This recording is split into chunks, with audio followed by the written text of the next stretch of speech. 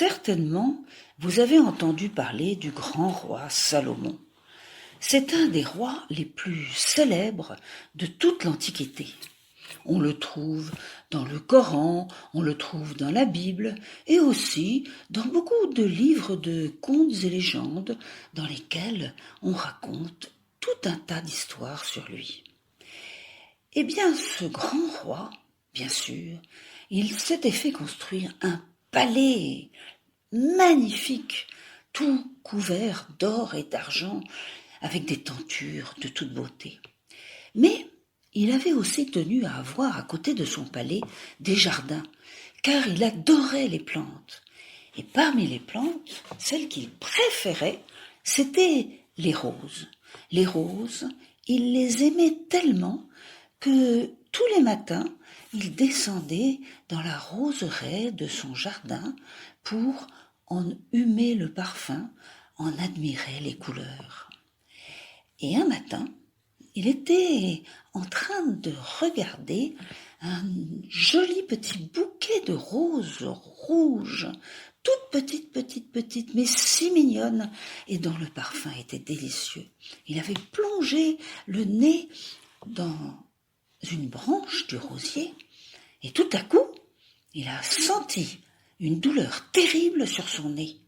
Il a relevé la tête, et il a aperçu une petite abeille qui était en train de s'envoler. Alors il a compris, c'est elle qui l'avait piqué, pendant qu'il était en train de respirer le rosier. Oh, ça lui faisait mal.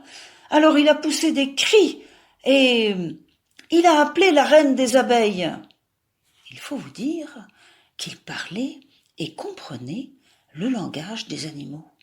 Et il a hurlé contre la reine des abeilles. « Oh, l'une d'entre vous m'a piqué le nez d'une façon épouvantable. Je souffle, j'ai très mal. Débrouille-toi pour trouver la coupable. Je veux qu'elle soit mise à mort immédiatement. Et si tu ne la trouves pas, c'est toute votre communauté qui sera massacrée. » À peine il avait prononcé ces paroles qu'il a aperçu une petite abeille qui arrivait en bourdonnant jusqu'à lui. « Oh, grand roi Salomon, c'est moi qui t'ai piqué le nez.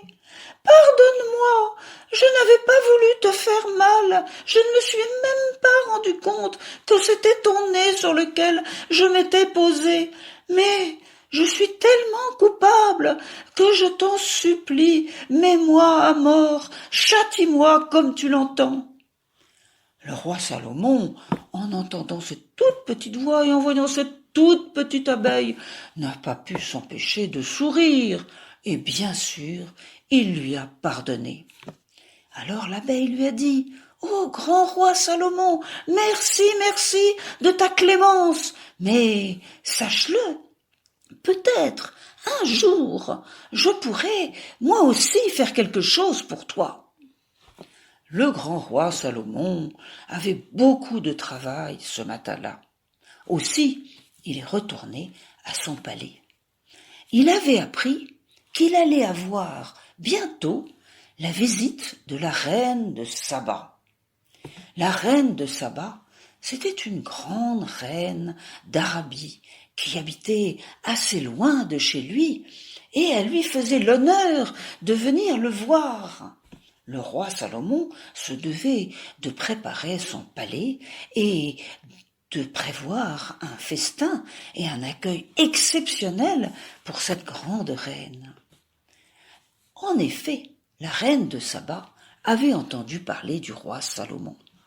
Et elle savait qu'il était riche, elle savait qu'il avait un très beau palais et de très beaux jardins, elle savait qu'il était sage, mais surtout, on lui avait dit qu'il était tellement expert dans l'art de deviner les énigmes.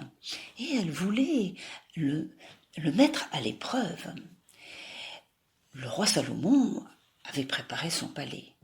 Voilà que le jour de la visite de la reine de Saba arrive. Et elle arrive en effet, suivie d'une troupe de servantes et de serviteurs imposante.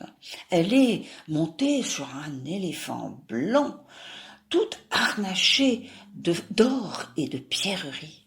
Quand elle arrive à l'entrée du palais du roi Salomon, elle met pied à terre et elle s'avance sur le tapis très doux que Salomon avait fait installer exprès pour elle.